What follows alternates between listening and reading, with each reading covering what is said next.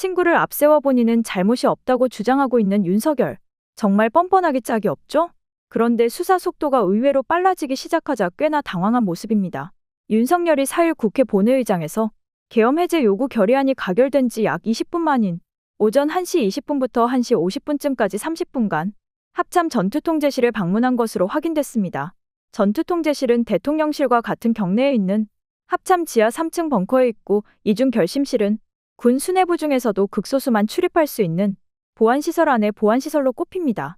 윤석열은 김용현에게 국회에 병력을 얼마나 넣었냐고 물었고요. 500명 정도란 김 전 장관의 답변에 윤석열은 거봐, 부족하다니까. 1000명은 보냈어야지라고 반응했다고 합니다. 공수처는 최근 군 관계자들을 불러 조사하는 과정에서 이 같은 진술을 확보했다고 합니다.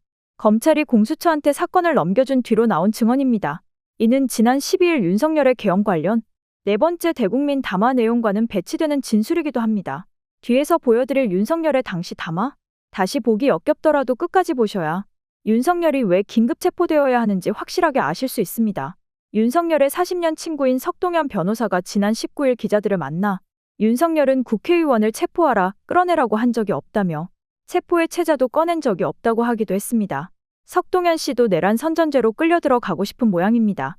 윤석열의 내란 혐의도 전면 부인하며 비상계엄이 정당하다는 망발도 했고 수사기관의 소환 통보, 헌법재판소의 탄핵 재판 서류 수령을 모두 무시하는 윤석열이 고작 친구 뒤에 숨어 궤변 늘어놓으며 여론전을 하겠다는 태도까지 보였습니다.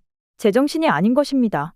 비상계엄 당시 윤석열이 국회의원 체포를 지시했다는 건 당시 현장에 출동한 군 지휘부, 경찰수장이 일관되게 증언하는 바입니다. 곽종근 전 특수전사령관은 지난 10일 국회에서 대통령이 문을 부수고 들어가 안에 있는 인원을 끄집어내라고 말했다고 폭로했습니다. 이진우 전 수도방위사령관, 조지호 경찰청장도 각각 윤석열이 수차례 전화해 국회의원을 체포해야 한다는 취지로 지시했다고 진술했습니다. 공조본 검찰 수사 중에는 윤석열이 4인 1조로 끌어내라 했다는 진술도 있습니다. 계엄 당일 실제 체포조를 운영한 정황도 줄잇고 있습니다. 윤석열의 국회의원 체포 지시와 구체적인 실행 정황은 차고 넘치는데 오로지 윤석열만이 이를 부인하고 있다는 것입니다. 윤석열은 내란 비호 세력에 무슨 지침이라도 주려고 진실을 호도하는 겁니까? 국민들은 이미 한계치를 벗어난 지 오래입니다. 윤석열과 아직도 이 인간을 옹호하는 세력들을 긴급 체포해야 한다고 생각하신다면 구독과 좋아요로 분노한 민심을 표현해 주십시오. 윤석열 대통령이 12.3 내란 사태 당시 비상계엄이 실패하자 김용현 전 국방장관에게 국회에 군인 1000명은 보냈어야 했다고 말했다는 보도가 나왔습니다. 중앙일보에 따르면 윤 대통령은 지난 4일 국회에서 계엄 해제 요구 결의안이 가결된 지 약 20분 만인 새벽 1시 20분부터 1시 50분쯤까지 30분간 합참 전투통제실을 결심실에서 김용현 전 국방부 장관, 박안수 당시 계엄사령관, 민성환 국가안보실 2차장, 최병호 국가안보실 국방비서관 등과 회의를 열었는데 윤 대통령이 김 전 장관에게 국회에 병력을 얼마나 넣었냐고 물었고 500명 정도란 김 전 장관의 답변에 윤 대통령은 거봐, 부족하다니까 1000명은 보냈어야지 라고 반응했다는 것. 지난 12일 담화에서 국회 병력 투입에 대해 거대 야당의 망국적 행태를 상징적으로 알리고 계엄 선포 방송을 본 국회 관계자와 시민들이 대거 몰릴 걸 대비해 질서 유지를 하기 위한 것이지 국회를 해산시키거나 기능을 마비시키려는 게 아니라면서 300명 미만의 실무장하지 않은 병력으로 그 넓디 넓은 국회 공간을 상당 기간 장악할 수 없는 것이라고 강변했습니다. 1시 조금 넘어 국회의 계엄 해제 결의가 있자 즉각 군 철수를 지시하였습니다. 결국 병력이 투입된 시간은 한두 시간 정도에 불과합니다. 만일 국회 기능을 마비시키려 했다면 평일이 아닌 주말을 기해서 계엄을 발동했을 것입니다. 국회 건물에 대한 단전 단수 조치부터 취했을 것이고 방송 송출도 제한했을 것입니다. 그러나 그 어느 것도 하지 않았습니다. 국회에서 정상적으로 심의가 이루어졌고 방송을 통해 온 국민이 국회 상황을 지켜보았습니다. 자유민주 헌정 질서를 회복하고 수호하기 위해 국민들께 망국적 상황을 호소하는 불가피한 비상조치를 했지만 사상자가 발생하지 않도록 안전사고 방지에 만전을 기하도록 하였고 사병이 아닌 부사관 이상 정예 병력만 이동시키도록 한 것입니다. 저는 이번 비상계엄을 준비하면서 오로지 국방장관하고만 논의하였고 대통령실과 내각 일부 인사에게 선포 직전 국무회의에서 알렸습니다. 각자의 담당 업무 관점에서 우려되는 반대 의견 개진도 많았습니다. 저는 국정 전반을 보는 대통령의 입장에서 현 상황에서 이런 조치가 불가피하다고 설명했습니다. 군 관계자들은 모두 대통령의 비상계엄 발표 이후 병력 이동 지시를 따른 것이니만큼 이들에게는 전혀 잘못이 없습니다. 그리고 분명히 말씀드리지만 저는 국회 관계자의 국회 출입을 막지 않도록 하였고 그래서 국회의원과 엄청나게 많은 인파가 국회 마당과 본관, 본회의장으로 들어갔고 계엄 해제 안건 심의도 진행된 것입니다. 그런데도 어떻게든 내란죄를 만들어 대통령을 끌어내리기 위해 수많은 허위 선동을 만들어내고 있습니다. 도대체 2시간짜리 내란이라는 것이 있습니까? 질서 유지를 위해 소수의 병력을 잠시 투입한 것이 폭동이란 말입니까? 거대 야당이 거짓 선동으로 탄핵을 서두르는 이유가 무엇이겠습니까? 단 하나입니다. 거대 야당 대표의 유죄 선고가 임박하자 대통령의 탄핵을 통해 이를 회피하고 조기 대선을 치르려는 것입니다. 국가 시스템을 무너뜨려서라도 자신의 범죄를 덮고 국정을 장악하려는 것입니다. 이야말로 국헌문란 행위 아닙니까? 저를 탄핵하든 수사하든 저는 이에 당당히 맞설 것입니다. 저는 이번 계엄 선포와 관련해서 법적, 정치적 책임 문제를 회피하지 않겠다고 이미 말씀드린 바 있습니다. 저는 대통령 취임 이후 지금까지 단 한순간도 개인적인 인기나 대통령 임기, 자리 보존에 연연해 온 적이 없습니다. 자리 보존 생각만 있었다면 국헌문란 세력과 구태여 맞서 싸울 일도 없었고 이번과 같이 비상계엄을 선포하는 일은 더더욱 없었을 것입니다. 5년 임기 자리 지키기에만 매달려 국가와 국민을 외면할 수 없었습니다. 저를 뽑아주신 국민의 뜻을 저버릴 수 없었습니다. 하루가 멀다 하고 다수의 힘으로 입법 폭거를 일삼고 오로지 방탄에만 혈안되어 있는 거대 야당의 의회 독재에 맞서 대한민국의 자유민주주의와 헌정 질서를 지키려 했던 것입니다. 그 길밖에 없다고 판단해서 내린 대통령의 헌법적 결단이자 통치 행위가 어떻게 내란이 될 수 있습니까? 대통령의 비상계엄 선포권 행사는 사명권 행사, 외교권 행사와 같은 사법심사의 대상이 되지 않는 통치 행위입니다. 국민 여러분, 지금 야당은 저를 중범죄자로 몰면서 당장 대통령직에서 끌어내리려 하고 있습니다. 만일 망국적 국헌문란 세력이 이 나라를 지배한다면 어떤 일이 벌어지겠습니까? 위헌적인 법률, 셀프 면죄부 법률, 경제 폭망 법률들이 국회를 무차별 통과해서 이 나라를 완전히 부술 것입니다.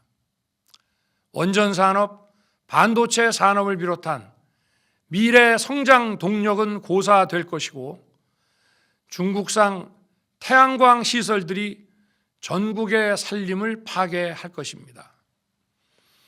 우리 안보와 경제의 기반인 한미 동맹, 한미일 공조는 또다시 무너질 것입니다.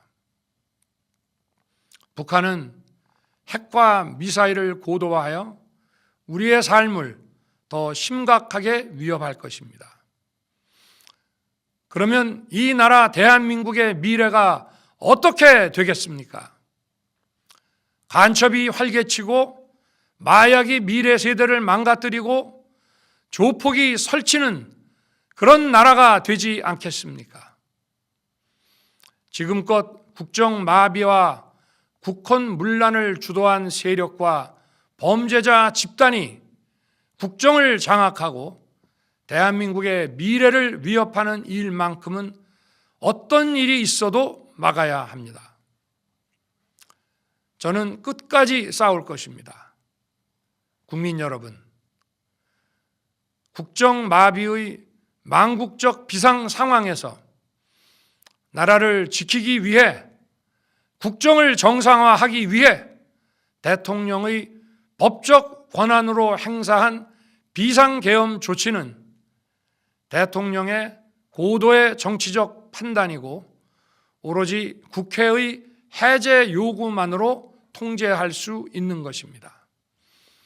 이것이 사법부의 판례와 헌법학계의 다수 의견임을 많은 분들이 알고 있습니다. 저는 국회 해제 요구를 즉각 수용했습니다. 계엄 발령 요건에 관해 다른 생각을 가지고 계신 분들도 있습니다만 나라를 살리려는 비상 조치를 나라를 망치려는 내란 행위로 보는 것은 여러 헌법학자와 법률가들이 지적하는 바와 같이 우리 헌법과 법 체계를 심각한 위험에 빠뜨리는 것입니다. 저는 묻고 싶습니다. 지금 여기저기서 광란에 칼춤을 추는 사람들은 나라가 이 상태에 오기까지 어디서 도대체 무엇을 했습니까? 대한민국의 상황이 위태롭고 위기에 놓여 있다는 생각도 전혀 하지 않았다는 말입니까? 유감스럽게도 한덕수 대통령 권한대행이 거부권을 남발하고 있습니다. 윤석열 대통령이 국회 입법권을 무시하는 행태가 반복되고 있는 셈입니다. 정부에 의한 삼권 분립 훼손이 지속되고 있어서 참으로 유감스럽다는 말씀을 드립니다. 대통령의 헌법과 개헌법 위반에 대한 국민의 뜻은 어느 때보다 엄중합니다. 한 권한대행은 더 이상 국민 뜻을 저버리지 않기를 바랍니다. 민의에 따라 특검법을 신속하게 공포하기 바랍니다. 공직자가 두려워해야 하는 것은 민의이지 무력이 아닙니다. 윤 대통령이 불법 계엄을 위해서 많은 병력을 동원했지만 우리 국민들은 맨몸으로 용맹하게 맞서 2시간 반 만에 이를 저지해냈습니다. 그런데도 국민의힘 태도가 해괴합니다. 계엄 해제를 반대하고 탄핵을 반대하고 수사를 방해하고 있습니다. 국민 두려운 걸 모르고 여전히 내란에 동조하기에 여념없는 국민의힘은 각성하기 바랍니다. 지금은 모르겠지만 다 이런 것들이 쌓이고 쌓여서 그 책임을 질 때가 반드시 옵니다. 내란에 대한 철저한 진상규명과 윤 대통령의 신속한 파면 절차 진행에 협조해야 합니다. 이것이 윤 대통령을 배출한 국민의힘이 국민에게 할 최소한의 도리입니다.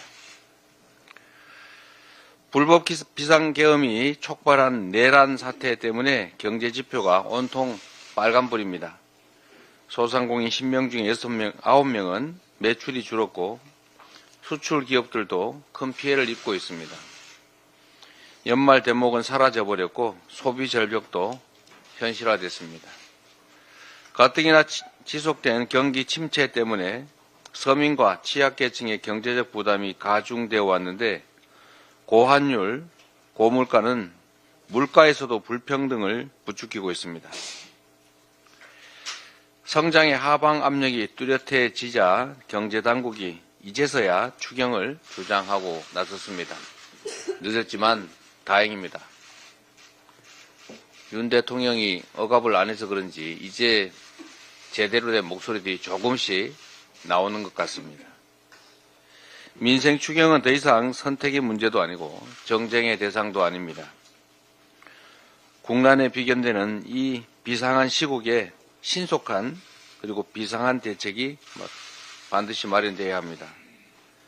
정부는 국민의 삶을 직시해서 지금 바로 추경 편성에 나서기를 바라고 국민의힘도 추경 편성에 협조하기 바랍니다.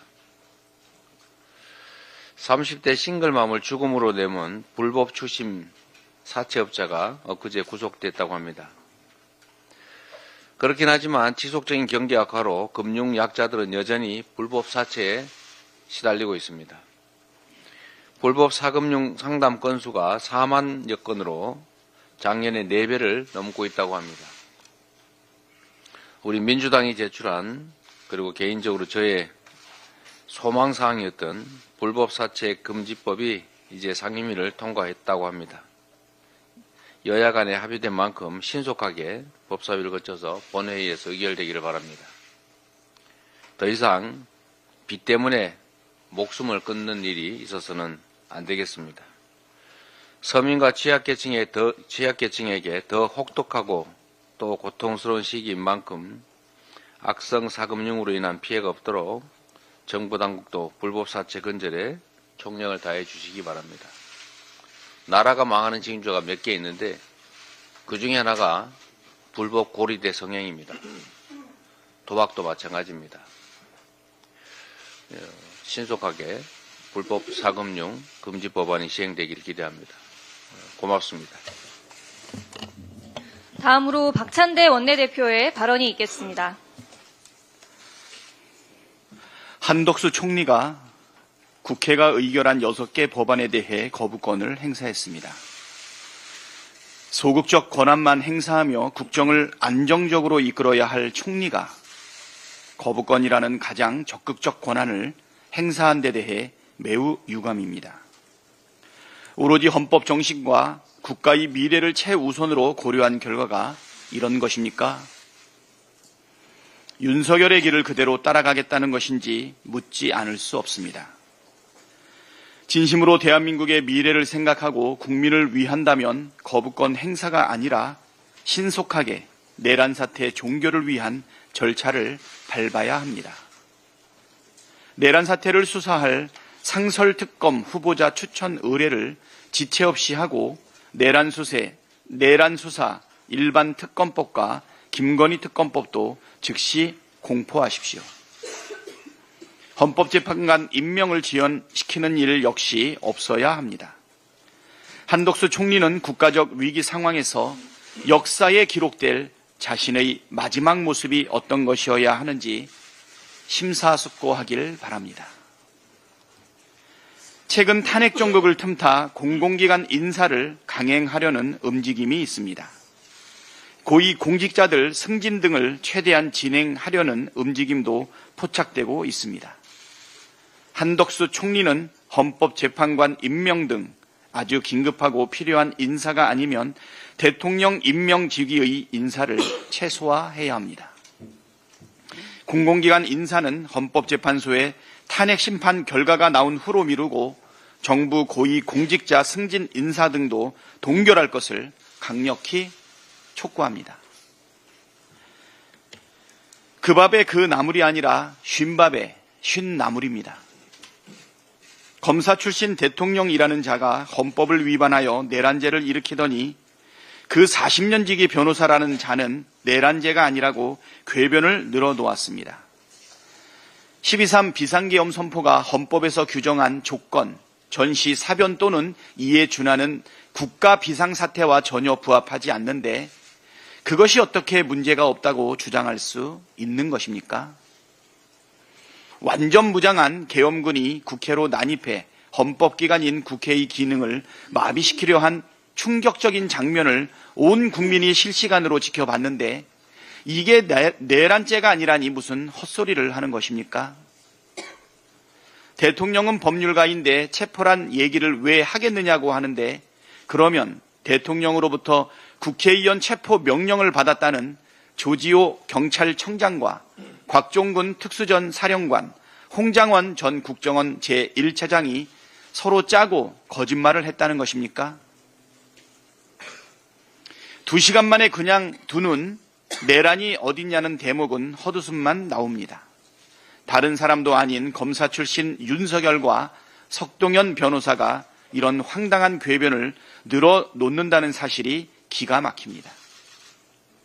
2시간이 아니라 2분만 실행했어도 명백한 내란입니다. 형법은 내란의 우두머리는 사형, 무기징역 또는 무기금고에 처하도록 내란을 목적으로 예비, 음모, 선동, 선전한 자는 3년 이상의 유기징역이나 유기금고에 처하도록 하고 있습니다. 법적, 정치적 책임을 다하겠다면서 수사기관의 출두 요구서도 헌법재판소의 탄핵심판 접수 통지도 수령을 거부하는 행태는 후한무치의 정점을 찍었습니다. 100번, 1000번 엎드려 사죄해도 모자랄 판에 고개 뻣뻣하게 들고 적반하장으로 나온다면 우리 국민께서는 결코 용서하지 않을 것입니다. 윤석열이 지금 당장 긴급 체포되어야 한다고 생각하신다면 구독과 좋아요 부탁드립니다. 여러분의 민심이 표현되어야 할 때가 됐습니다. 정치 강타가 여러분과 함께 싸우겠습니다.